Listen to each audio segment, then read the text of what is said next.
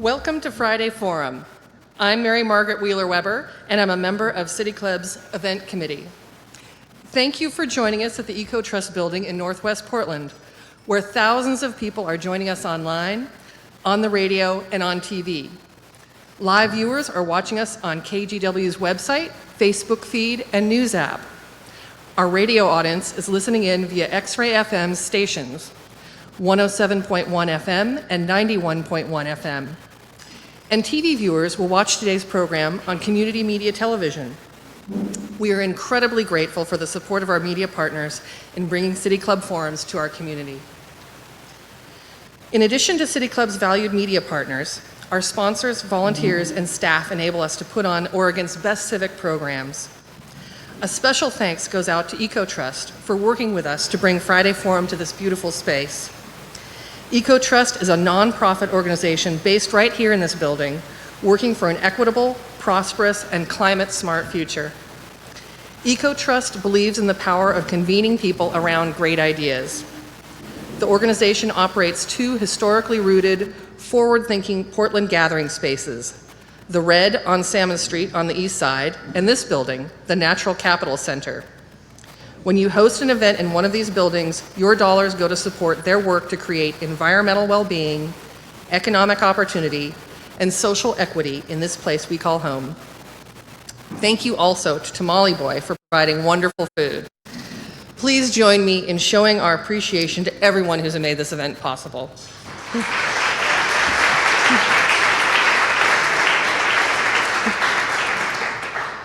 So I grew up in Oregon thinking of my home as a leader in environmental policy. Like most of my friends and family, I took small steps to protect our environment, like recycling, biking, and voting. I thought that the people I was electing were pursuing bigger environmental goals by making laws and policies.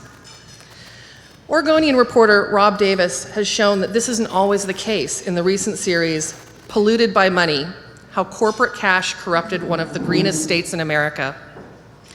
After the series came out, Oregon legislators placed a measure on the November 2020 ballot that will ask voters to decide whether to amend the state's constitution to allow limits on campaign contributions. How did Oregon fall so far behind in protecting its environment? What would this ballot measure accomplish? What else needs to happen, and what are the obstacles to change? Rob joins us today for a discussion of these questions and a conversation on campaign finance reform and environmental law in Oregon. Rob Davis is an investigative reporter covering the environment on the Watchdog team at the Oregonian, where he's worked since 2013. He's written for the New York Times and High Country News. He's reported extensively on the rise of oil trains, Portland's toxic air problems, and lead contamination in National Guard armories. Please join me in welcoming Rob Davis.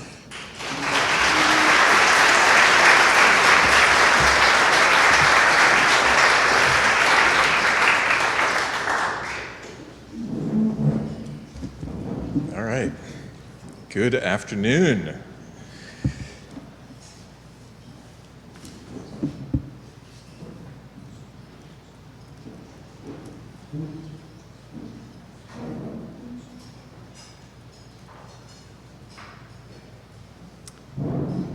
I want to thank the City Club for the invitation to speak today. I'd also like to thank some of my colleagues who came out, Steve So, my editor, Mark Friesen, who were collaborators on the project and without whom I couldn't have done it, Oregonian editor Therese Bottomley, who most importantly gave me the time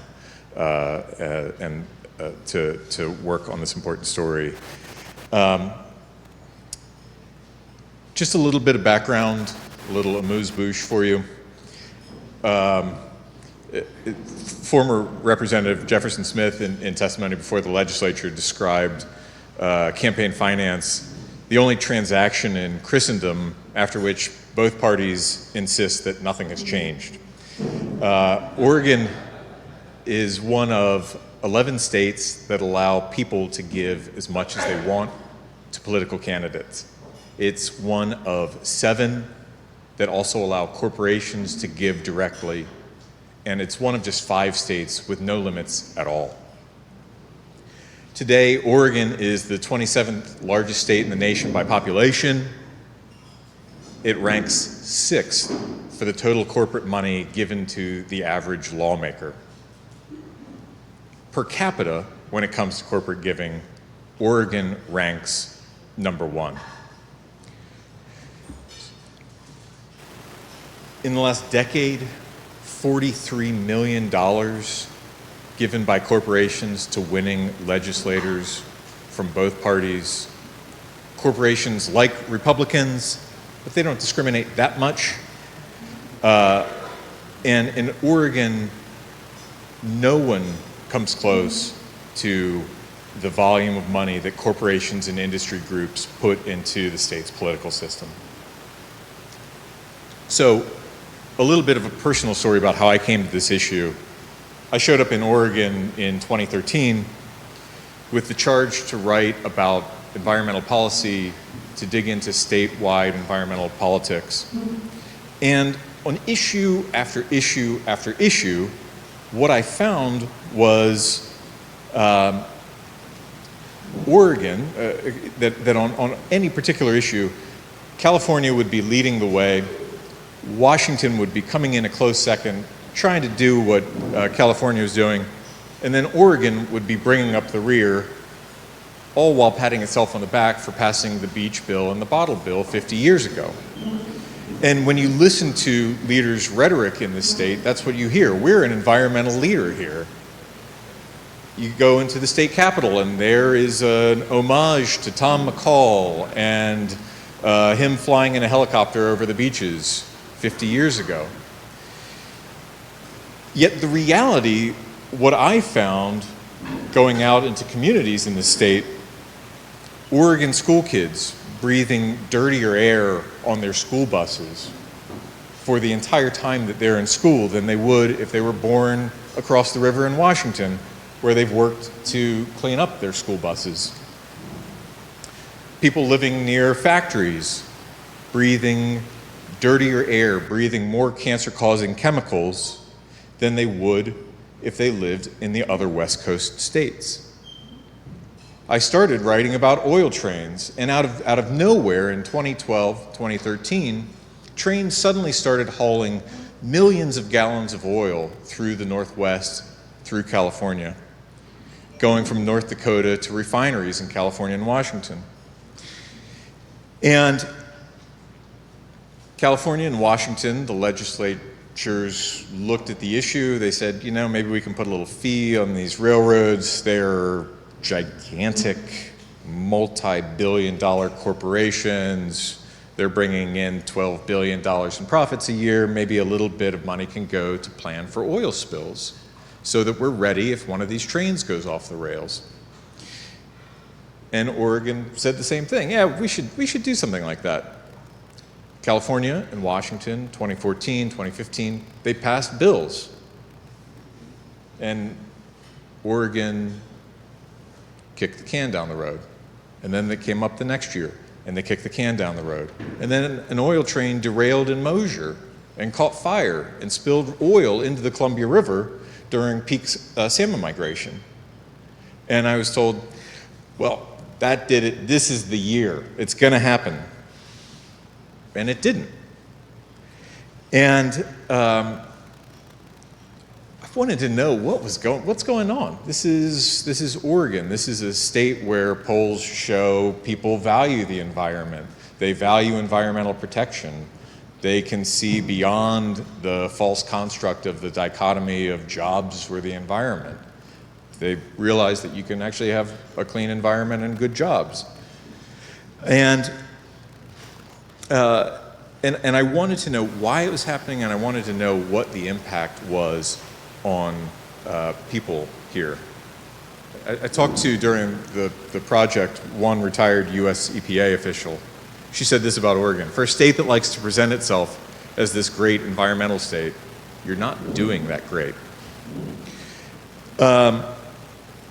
And I talked to people across the state, from Gold Beach, from Portland, from the coast, from the Dalles, who were moving to escape pollution problems that regulators were failing to address. that lawmakers were failing to address. And in the Dalles, a rail tie plant there emits creosote, and people have complained about that since almost the day that the Oregon DEQ, the Department of Environmental Quality, began to exist. And they complained, and they complained, and they complained. Hundreds and hundreds of times. The complaint files that they have to wheel out, they keep them in boxes because there are so many complaints that they keep on paper, going back to the 1970s. And people got tired of waiting. Generations of people lobbied for change. They got tired of having to close their windows at night, of being afraid to invite people to stay at their homes, of wondering when the wind was going to turn and force them to run to their car with their children, and they started moving. And so, what was going on here? I want to go back in time. 1908. Oregon was, at that point, a leader in campaign finance law. They passed the Corrupt Practices Act. They instituted a form of public financing of elections, printing a voter pamphlet that they distributed. The City Club, in 1955, lamented the astronomical figures that were being spent on elections here, despite the fact that there were some limits. And while California and Washington, in the wake of Watergate, instituted the beginnings of the reforms that that constitute their modern political systems, Oregon headed in the other direction. Lawmakers in 1973 replaced donation limits with spending limits. And in a letter to the editor, one state senator from Portland said, "Gosh, I didn't realize that that's actually what we had done. I'm a busy guy. I didn't have time to read all the bills. I mean, I make the laws, but I don't read them all. So sorry." And then in 1975, the Oregon Supreme Court struck down the spending limits. And then the arms race was on. And what you see in the decades since is a steady rise in the amount of money that's pouring into the state's campaign system, except in 1996. And voters in 1994 passed limits. They were in place for one race, spending plummeted, and then in 1997, Oregon's outlier status was codified by the Oregon Supreme Court. Money is speech, the court said, and you can't limit speech. This is an issue and a ruling that puts Oregon to the right of Citizens United, right? So Citizens United says it's okay to give unlimited amounts of money if it's being done as an independent expenditure, if you're doing it independently. You're not giving it to the candidate, so it's okay, you can't corrupt them. And I talked to a lot of folks in politics in the state as I was reporting the story, and what I heard over and over and over again, and if you walk away with one takeaway from this, it is that the Oregon Constitution is not some unique thing that protects speech differently than in other states with limits. What sets Oregon apart on this issue is the 1997 Supreme Court ruling. And there are 30 other states that have free speech protections that are similar or identical to Oregon's. So if you imagine Oregon's body politic as this pointillistic painting, it's the blank canvas upon which we're painting our futures. This influence is manifesting itself now one pixel at a time. Phil Kiesling, former Secretary of State, told me, the most common effect isn't what you do. It's the bills you never submit, much less never fight for. It creates a culture of timidity. And I was somewhat surprised to hear the state's public records advocate recently affirm this. She said she was told by the governor's attorney, one of the top-ranking officials in the state, be less ambitious. This is Oregon. Maybe don't try to do your job so good, okay? This is not something that you can necessarily measure in votes, because lots of things that perpetuate the status quo never get to the point of being voted on. Not everything is House Bill 2020 and the climate change bill where everybody's out on record. That was a unique situation. Lots of things get killed long before then. They never make it out of committee. They're never introduced. So how do you measure this intangible effect of all of the money into the system?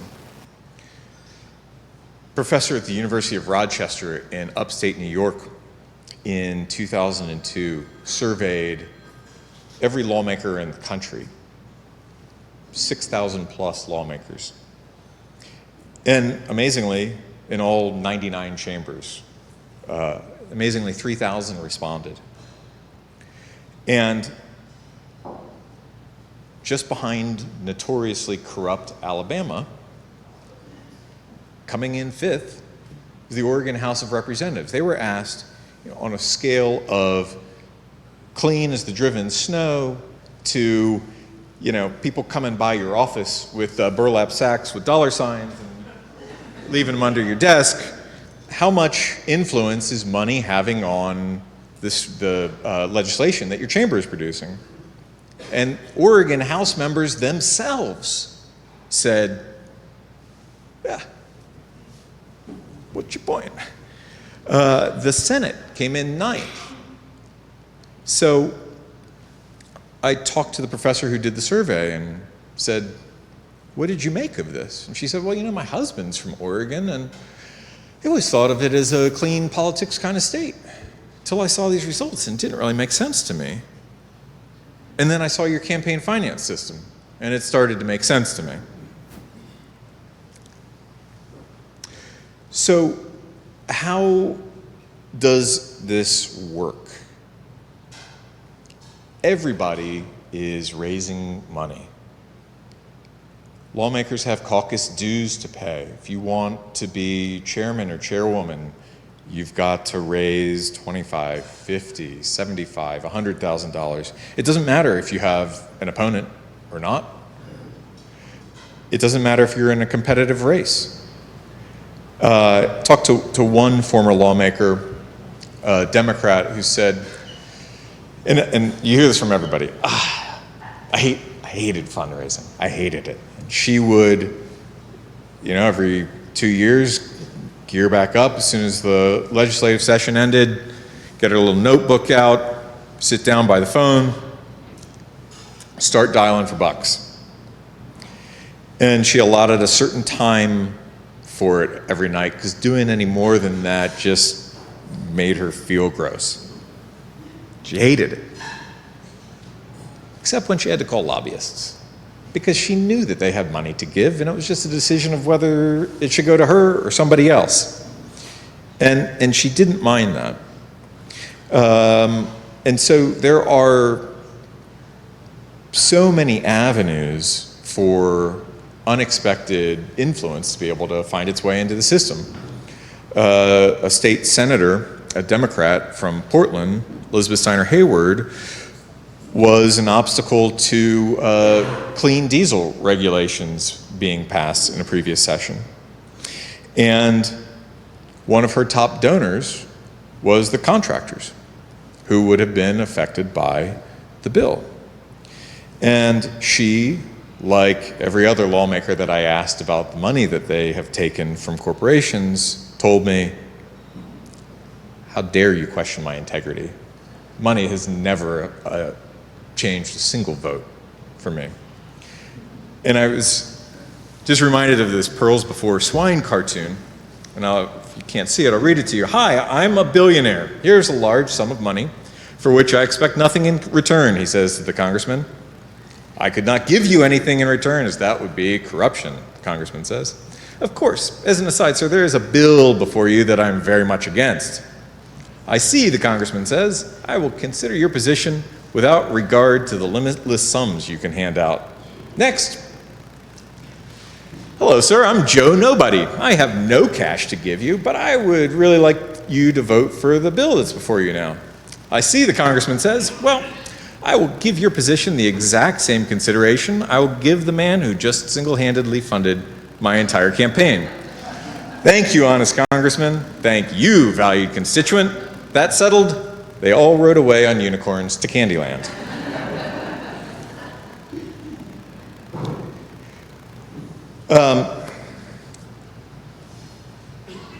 Oregon is not just unique in its lack of limits on money coming into the system, and this is something I found particularly interesting.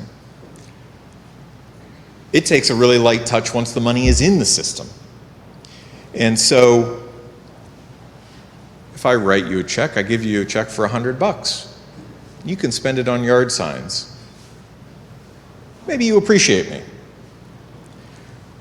I give you $100 and you can spend it on your legislative staff. And that's going to help you write press releases, get your name out, maybe move up the food chain. Maybe you appreciate me a little bit more. It doesn't stop there in Oregon. There is a conduit between some of the nation's largest corporations and lawmakers' pockets in this state. And unsurprisingly, the bills to address this have gone nowhere at the state legislature. Lawmakers take money that their donors give them, that corporations give them directly, and they're spending it on things like dry cleaning, car washes, new wiper blades. Well, I had to spend it on dry cleaning, one lawmaker told me, because I had to wear clothes to the legislature. They're renting office space from themselves. They're paying, taxpayers give lawmakers $149 a day as a per diem, because you have to go to Salem, you have to eat, you have to buy dinner, you have expenses. So taxpayers recognize that and they reimburse lawmakers for that expense. And dozens of lawmakers take that money and they put it in their pocket and they pay those bills from their campaign treasuries. So they're able to use campaign money, which in my own naive mind I expected was, how much influence can you get from a yard sign, right? It's not how money is spent here. And when violations potentially occur of these regulations, the watchdog, the Oregon State Elections Division, doesn't dig deep. I had one lawmaker tell me that she had taken money from one donor with instructions to give it to another one because the original source of the money didn't want to show up as a donor to the politician who got it. And the Elections Division told me, we can't say for sure, but that sounds like it's a potential violation of a law against making a donation in a false name. A violation is a felony, punishable by a $125,000 fine and jail time. So we wrote that story, put it on the front page of the newspaper, it went out to hundreds of thousands of people, and nothing happened. California and Washington, in the wake of Watergate, created independent commissions. The Fair Political Practices Commission in California, the Public Disclosure Commission in Washington. And these are the cops who investigate when things like this happen. And in California, where I wrote previously, I'd write about issues and the FPPC would investigate because they'd say, thanks for the tip. It's great. Here, there's a box that's been drawn around it, and they only investigate with a signed written complaint. So after we wrote this story, nobody complained for 4 months, so they didn't investigate for 4 months. And when they did investigate, they wrote letters to the people and said, essentially, did you break the law? And the people wrote back and they said, me? No. Okay, well, case closed.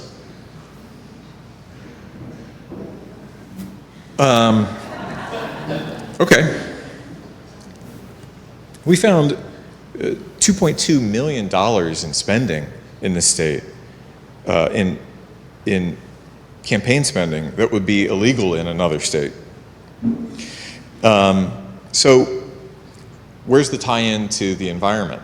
Well, one environmental arena where this is extremely obvious is with the timber industry. 3% of the state's workforce. Timber in Oregon used to be the economic engine that powered the state's economy, and it no longer is that. But you wouldn't know that from what happens in the state capitol. Weaker rules, weaker buffers. Helicopters in Oregon can spray herbicides closer to neighboring property than they can if they were doing the same operation in Washington. And the marbled murrelet, this tiny little seabird that likes, for some reason, to nest in little nooks of old-growth trees. California says that it is endangered. Washington says that it is endangered. Oregon, for a split second, said that it was endangered. And then the timber industry and politicians who some of whom have gotten more timber money than almost any other politician in the country, any other state legislator in the country, went to bat. And so you see the list of environmental protections in Oregon, where Oregon is trailing these other states, starts to grow longer and longer and longer. As I was reporting the story, talked to Democratic leaders who said, you know, Rob, I disagree with the premise of your story. I'm like, oh, well, that's great. You can disagree. They said, we got this cap and trade bill, and in a couple months, we're going to be the second state in the nation behind California to have passed this thing. And in reality, on climate change, Oregon has fallen behind Washington and California. The transition away from a carbon-based economy. They are years behind Washington and California. And so it's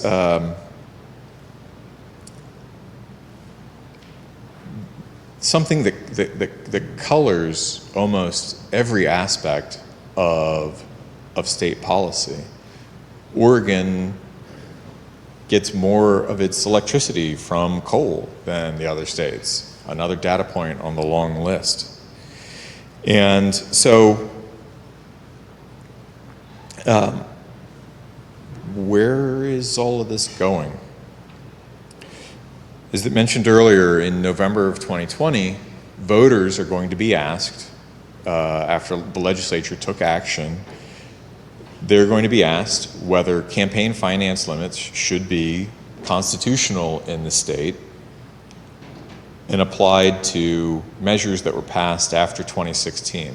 Campaign finance at the ballot box has been hugely popular in Oregon. Multnomah County voters in 2016 and Portland voters in 2018 both passed efforts to get money out of politics by margins that you don't see. Like 90% of people supported these things, 88% of people supported these things. And actually, Oregon voters weighed in on the same issue in 2006. And they passed limits, but they struck down a constitutional amendment that would have made limits legal to begin with. And so we're still having the same discussions that we did back then. The limits that were passed in 2006, if they went into effect, would be some of the nation's most stringent limits. The legislature has made it really clear that they don't like them. The people who are elected by the current system would like for something similar to continue.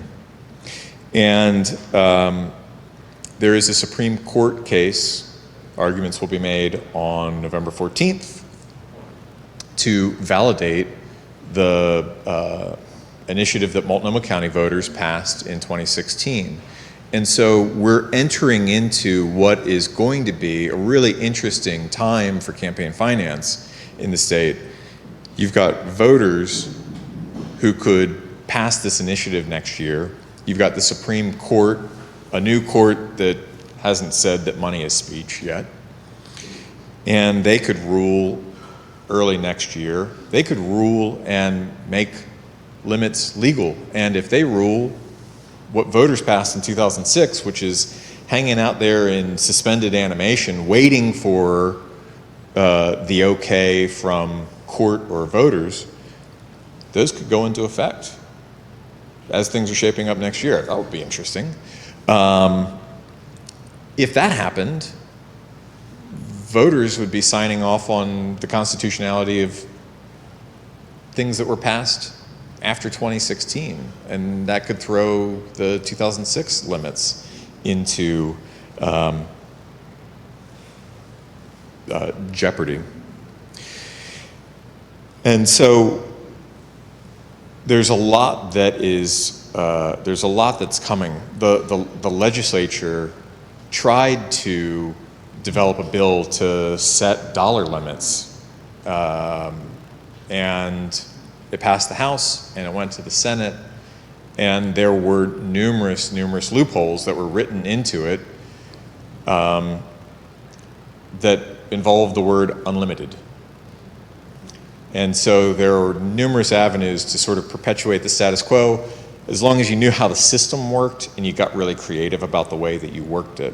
And we were writing about them, and they, okay, well, we'll get that loophole out of there, and then we'll get this loophole out. But what their final product was still riddled with loopholes. And what they're drafting now includes limits that are twice as high as exist in Washington, which has twice as many people in its population, 2 times the number of people to communicate with, to get your message out to, but they have stricter limits than what's being drafted.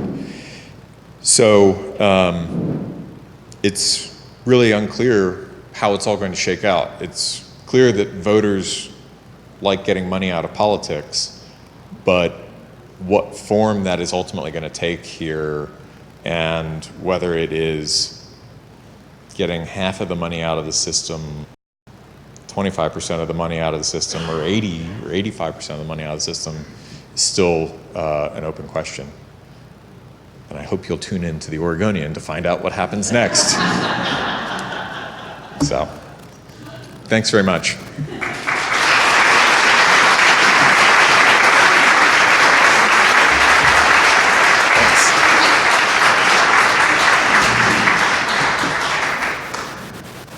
For our radio audience, this is City Club of Portland's Friday Forum, coming to you from the EcoTrust building in Northwest Portland. I'm Colin Jones, past president at City Club, and with us today is Oregonian reporter Rob Davis, talking about campaign finance reform and environmental policy. We're now going to open the floor to questions. everyone watching or listening today is welcome to ask a question. To those who would like to ask a question at the microphone, please share your name and ask one question in 30 seconds or less. The microphone is there. And I have found a good approach for this to be that if your first sentence ends with a question mark, you don't even need a second sentence, and then it's very easy to stay under the 30-second time limit. If you've written a question on an index card, hold it up high for City Club staff to collect, and you may also submit questions via Twitter using the hashtag FridayForum. Let's take our first question. Hi, my name is Chris Allman. I first want to thank you so much. With this investigative reporting, my daughter's a journalism major and she tweeted it. My question is, how are you going to follow the dark money in politics regarding this? It's going to be one thing to look at money you can follow, but it's another thing to think about the dark money that's going to oppose us. Well, thanks very much. Dark money is an interesting issue. Oregon does a decent job of requiring a healthy dose of transparency for political spending. It's what allowed us, in part, to do the analyses that we did for the series. But there's a lot of money that can be spent, and it's spent by Oregonians for things that sound really nice. Oregonians for a happy kitten in every household. And it's really a front group for the tobacco industry, and they're fighting tobacco tax. You know, these are the kinds of things that happen. The level of transparency there is woefully inadequate in Oregon. It's really hard to see, you know, if you are just the consumer of these messages, who's, you know, the Slate mailer lands in my mailbox. Oregonians for Happy Kittens. I seem like I like what Oregonians for Happy Kittens do. Maybe I'll support this candidate or this measure. In Washington, as the state was considering a carbon tax, the people who were funding the opposition were oil and gas companies. The oil majors in this country poured a tremendous amount of money into that. And in the few commercials that I would hear on radio here, you know, you hear, this tax is a terrible idea. This message brought to you by ExxonMobil, Chevron, Shell, and BP. Well, okay, you know, as a consumer of information, that's fine that I want to be, you know, people want to, the goal for any journalist, I think, is to give people the critical information that they need to make informed decisions, right? That's at the heart of what we do. And there's a role for that type of transparency in the election world, too, that Oregon does not have. They're taking steps toward it, but they're still not there. Thanks. Let's take another question. Thank you. My favorite of those organizations is Oregonians for Food and Shelter, who represent the pesticide industry, by the way. My name is Christy Splitt, and I spent 5 years in the legislature working for a legislator who didn't take PAC money, and then have spent 7 years since then working for an environmental nonprofit. And I just thank you very much for illustrating, with Mark Friesen doing a lot of great work, exactly what is going on in the Capitol, and it rings true, so thank you. The question I have for you today is, would you support and encourage your editorial board to support higher pay for legislators? I think that's a really interesting question. I'm going to let the editorial board make the decisions that they want to make. But I think that I think it's a really interesting topic, and one where you know, there's a lot of interesting research. The professor from the University of Rochester, and I'm not passing on answering this. You know, if you make these jobs pay $150,000 a year, it's going to increase competition for them, and it's going to increase the time that people are spending on fundraising because it's an actual job that people want as opposed to a job that they take so that they can then get a job as the lobbyist for some entity that's actually going to pay them a living wage or a six-figure salary. And, you know, in the Oregon Senate, the average age of the Oregon Senate is 65. That's not the average age of the population of the state. The makeup is overwhelmingly, you know, old white male. That's, again, not the demographic that completely represents the state. So it is clear that the pay structure is limiting who wants to run for office, who can run for office, who can spend the time. There was a proposal. These types of proposals are often floated by people who are on their way out the door because they're so politically fraught. People hear, you know, the crooks want to pay themselves more money. Yeah, get them out of here. I would be intrigued to see something that addressed the issue in a holistic way, where we might pay ourselves more money, but we're going to stop this, you know, the shenanigans of putting the money in our pockets by renting office space from ourselves, or, you know, the number of people who hire their spouses or their kids, or they have their kid on the payroll for the campaign, even though the kid's away at college, you know, all of these things. And so far, that hasn't happened, and I think what you see is the resulting tough political sell to the population at large. Take a question from the cards. So this is from someone who is running for office currently and sort of shares that sort of frustration and discomfort with asking people for money. And so asks, you know, what advice or insights do you have for a candidate navigating the injustice of our current system who still wants to get elected? Well, I'm not a political consultant.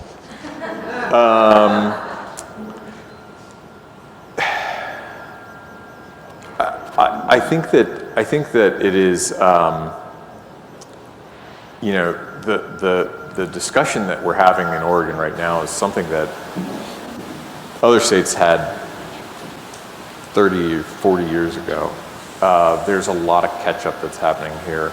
I guess my advice, if I were to give it, would be to say, don't follow the slogan, be less ambitious.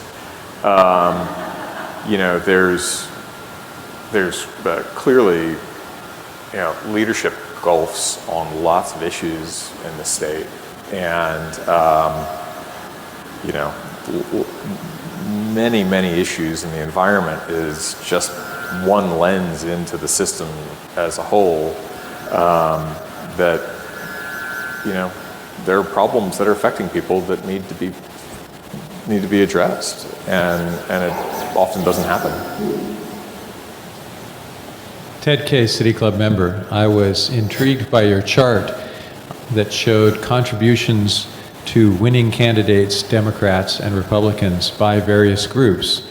The first biggest columns were red and blue, just about equal, by corporations. The next column was a tall blue column and a short red column from unions.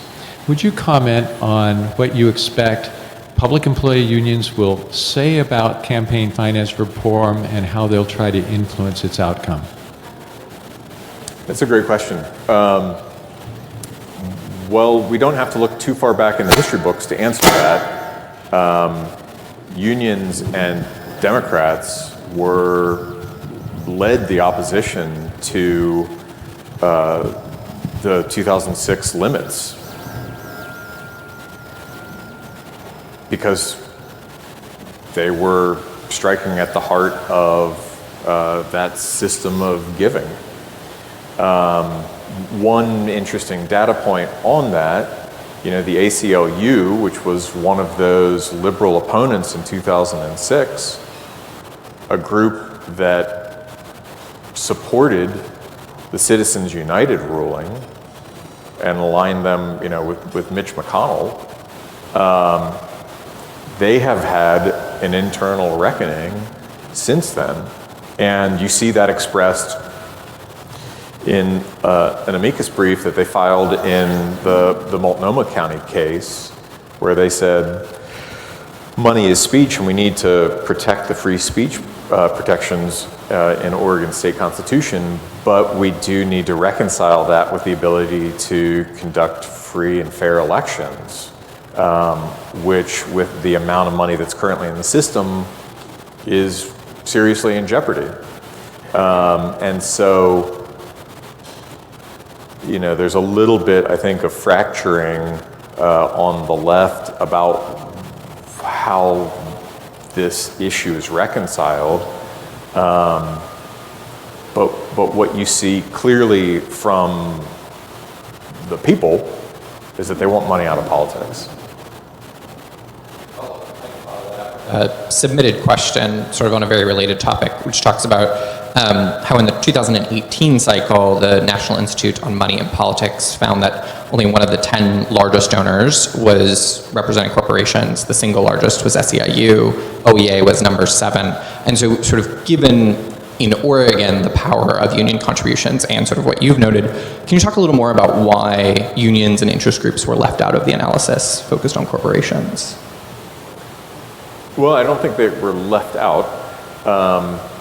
Labor unions are fairly agnostic on environmental policy, and that was the lens through which we looked at this issue. And so, labor unions are this kind of interesting conduit for a lot of small donations, whereas, corporations are, on the issues that affect them, single-handedly writing sometimes small checks that are taken as the collective, make them, one lawmaker, 89% of the money that he's raised has come from corporations. He's the guy that when the timber lobbyist in Salem needs to print something out, print out some talking points for another senator, that's who he goes to. And with all but like maybe 6 checks, every dollar that he's raised in his legislative career has come from a corporation. It's like not a guy who's calling his neighbors to dial for bucks. And so we looked at corporations because they are far and away the largest source of money coming into the system. Hi, I'm Chris May. I'm a recent Portland State graduate. I wanted to ask a question about something that came up in your reporting but wasn't addressed today.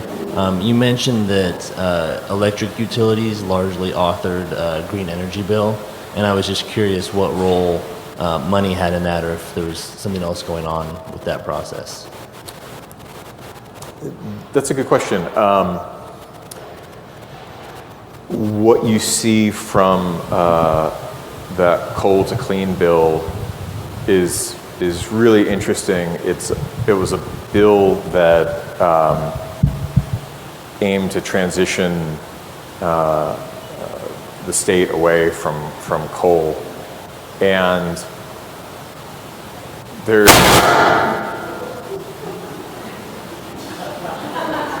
just in case you were sleeping, right?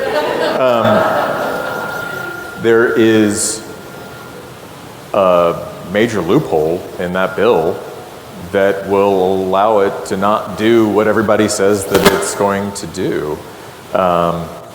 And as long as you sort of claim that you don't know where the electrons in your grid are coming from, this sort of mystery power, then you can still potentially be delivering coal-fired power to customers far beyond what we're being told is going to happen. And so in California, where they have phased out coal, this new form of energy, which approximately represents the same amount of coal-fired power that was on the grid before they transitioned in name. This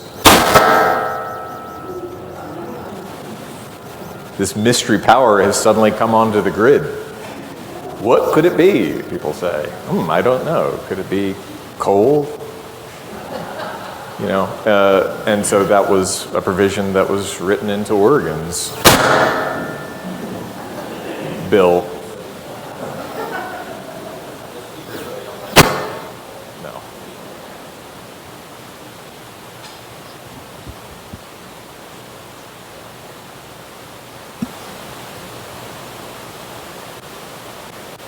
Okay. Anyhow, as I was saying, so that's something that as Oregon moves away from coal is absolutely going to be something we're paying attention to see what the effect of that provision that was written into that bill is. Hi, Rob. My name is Norman Turrell. Besides being a City Club member, I'm also the immediate past president of the League of Women Voters of Oregon. And I've been working on campaign finance reform for maybe 40 years. The great dilemma of setting contribution limits is that if they're too low or even moderate, that the independent expenditures shoot up. And this was shown in the 1996 election. You showed a nice graph about how the spending for candidates dropped, but there's another chart that goes with that that shows that the independent expenditures shot way up and then dropped back when the contribution limits were deemed unconstitutional. So my question is, how are we going to control the independent expenditures? We're not. Or how can we discourage them at least? Yeah, I mean, that's a good question. And what I come back to in the way that I look at the issue is that, one, independent expenditures are already a reality in races today in Oregon. If you're going to run for a competitive House seat, you're running for a competitive Senate seat, you're going to have to raise, $1 million or so. You're going to be maybe on TV trying to convince the 60,000 people or whatever in your district that you're the person for them. And Jeff Golden, who is the chairman of the newly formed Senate Campaign Finance Committee, wouldn't take corporate money. And Democratic leadership told him, good for you, but we're going to be spending, we're going to be pumping independent expenditure money into your race, whether you want it or not. And he didn't want it. And they did it anyway, and he won, and on they go. The thing that I find most interesting is that it's the idea that suddenly every race is going to be besieged by IEs, by independent expenditures. I don't think that that's true in this state, because if you don't have an opponent, what kind of message do you really have to get out? There are a lot of races that are not, that are not competitive. And the idea that people are going to be spending $1 million to elect somebody who's going to be elected anyway, it doesn't hold water. So, it is an issue. It is absolutely an issue. I don't know that it is the issue and the threat that it is always made out to be. Hello, my name is Madison Daisy Hathaway. I'm 24 and I've been working on the Clean Energy Jobs Bill for the last 3 years. And my question is, do you think that House Bill 2020 would have passed if we had campaign finance reform? Golly. That's a great question. I don't know. One of the, 3 Dems were deal breakers on that. Lori Monis Anderson from Gresham, who was going to bat for Boeing in her district. Boeing was sort of going to bat, even though it wasn't really going to affect them. Boeing's going to bat for the business community at large. She hadn't taken a lot of money from them. Arnie Roblin, senator on the coast, guy who has taken money from the Kochs. It was $1,000 at some point. I don't think that the overwhelming mix for him is corporate. I think he's maybe 35% corporate. And then Betsy Johnson on the North Coast, who has taken a lot of money from timber and other corporations. Could you have gotten another vote if people, I don't know.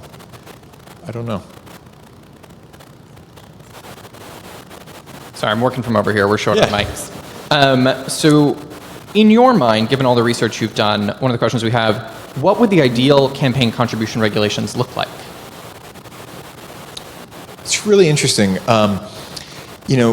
One of the most intriguing things that we found in our reporting is Connecticut. All of these systems with kind of tight restrictions, they tend to come after some crazy scandal.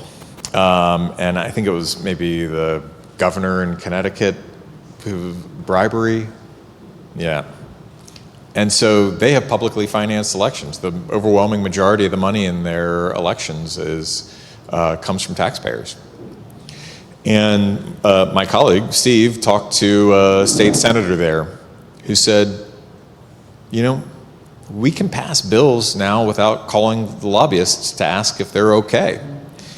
And the example that he cited is really interesting to me. One of the first things they went after was a little carve out in their bottle bill that was sending money that from unreturned bottles, was sending it to distributors.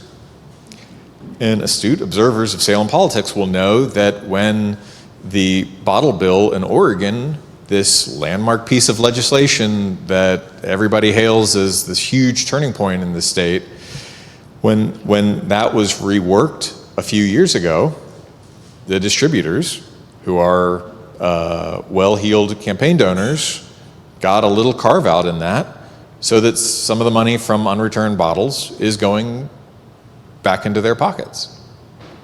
And so he said that was the first thing that we went after, and we didn't have to call the distributors to ask if it was all right. So they're spending $60 million a year on their elections, but the people who have been elected under that system say that it has remade the face of the way that they do their jobs. And with that vision, our time is up, and we'll have to pause the conversation for now. We are grateful to everyone who made today's forum possible. Thanks especially to Rob Davis for sharing your insights, Mary Margaret Wheeler Weber for producing today's program, and to all of you for joining us. We are adjourned. Thank you.